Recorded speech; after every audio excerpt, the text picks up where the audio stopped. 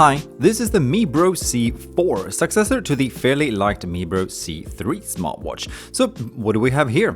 Well, with a reasonable price tag of around 50 euros and I'm assuming a little fewer dollars, this is definitely to be considered a cheaper smartwatch. Feel and look-wise though, it's not that bad. Sure, it is plastic, but it both looks and feels pretty nice to wear.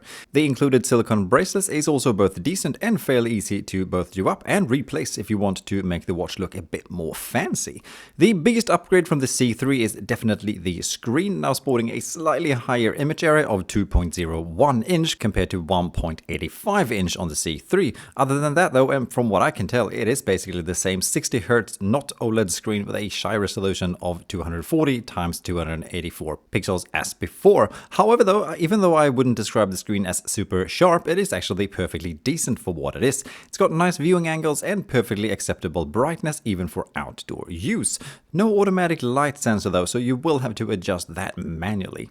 While on the screen, it also lacks an always-on mode, which is of course sad, but again, it is a pretty cheap watch. Moving on. Apart from the little click button on the side that brings us between the menu and the watch face, all the navigation on the watch is done through the touchscreen. Here again, it actually works perfectly fine and I've had no issues with it, to be perfectly honest. For some reason, the button on the side here also spins, but completely without purpose. However though, so far so good. So what can the watch do? Well, it can show but not respond to notifications and messages from your phone. It's got a built-in microphone that makes it possible to take and make calls straight from the wrist with decent, at least, sound quality. The watch of course also wants to be a fitness tracker and can track up to 100 different activities, out of which definitely not all of them are actually usable. The watch can also measure pulse, blood oxygen level, as well as track your sleep, and well, all in all, it works fine. The results aren't perfect and the step counter specifically is sometimes mad trigger happy. The sleep tracking does a decent job, but in my case it's missed a few shorter awake moments during the nights here and there. But to get a somewhat decent overview of your sleep as well as your physical activity, sure, just don't trust the results with your life, because again, it is a cheaper smartwatch, so you can't really expect the same results that you would have with a much more expensive watch. For a bit more overview of activity and also to adjust a portion of the watch settings, it also needs to be connected to the Mibro Fit app. Something that, at least in my case, was easy to do and has been working fine for most of the time. At a few occasions though, the watch has indeed lost connection with the app, something that have resulted in a few restarts of both the watch and the app, but it has not been to a crazy amount at all.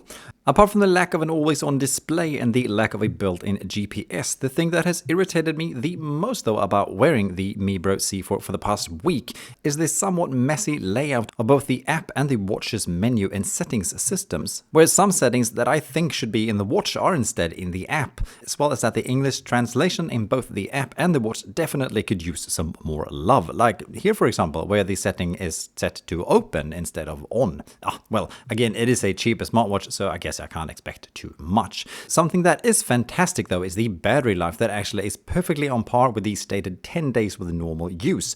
The included magnetic charger also does a fair job holding on to the watch. It doesn't have the strongest magnets I've ever seen, however nor the weakest. So all in all, for roughly 50 euros you do get a lot of smartwatch with the Mibro C4. It's not perfect, it's a little buggy, the translation and the menu layout is a little messy, and the watch lacks an always-on display as well as a built-in GPS. However though, if you're okay with those shortcomings and want a cheaper smartwatch with all the other basic stuff that you probably need in a smartwatch, the Mibro C4 isn't actually that bad of an alternative. Alright, that is about that. Please though share any thoughts or questions in the comments below and I'll do my best to answer them. Thank you for watching. Bye!